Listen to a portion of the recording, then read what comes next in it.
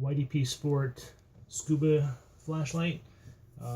This is a waterproof underwater flashlight using the Cree XHP50 emitter. So it claims to have 3,000 lumens, and I'll get more into that in a minute.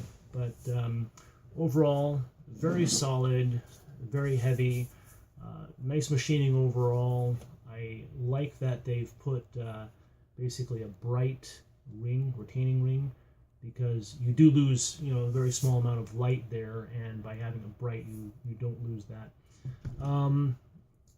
This uses two 26650 batteries, which are obviously bigger and beefier than the 18650 batteries. These are 4,000 milliamp hour. I think they go as high as 5 right now. With the 18650s, you'll really struggle to find much over, say, 3,500 milliamp hour. So it's nice to have that extra capacity. It arrived in pretty good shape, but the O-rings weren't lubricated. So I did take it apart, and you can see it's actually kind of hard to get a good grip on this because it's a smooth anodized aluminum, and since there aren't any grooves cut the other way, you can't really twist it.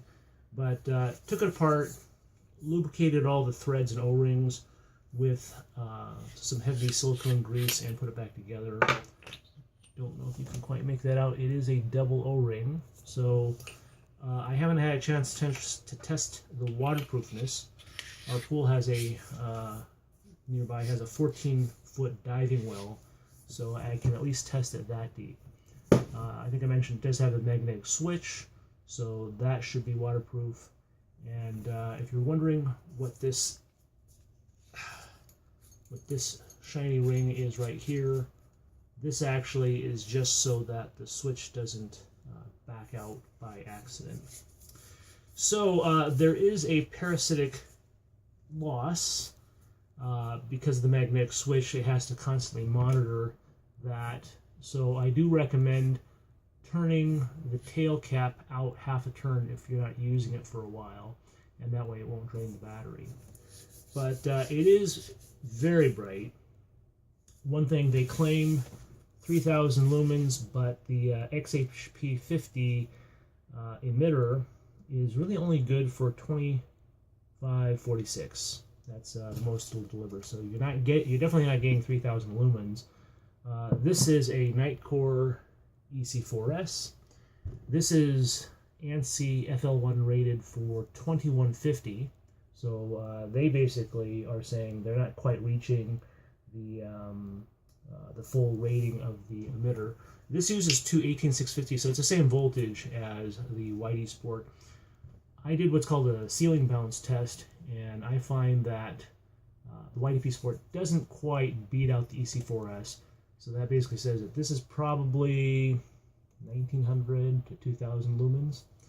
A ceiling bounce test is where you shine it against the ceiling, and you switch back and forth.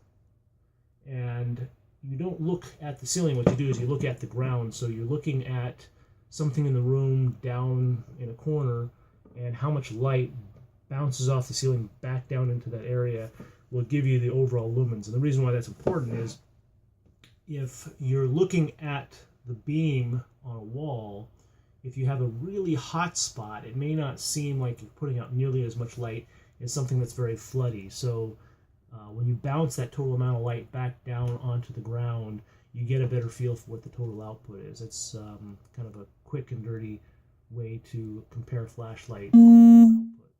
So other than that, though, it is a very nice flashlight. And I'll put the rest of the details in the review. And I am posting this with a night comparison on YouTube, so you can get a better feel for what it looks like outside. Thanks for watching.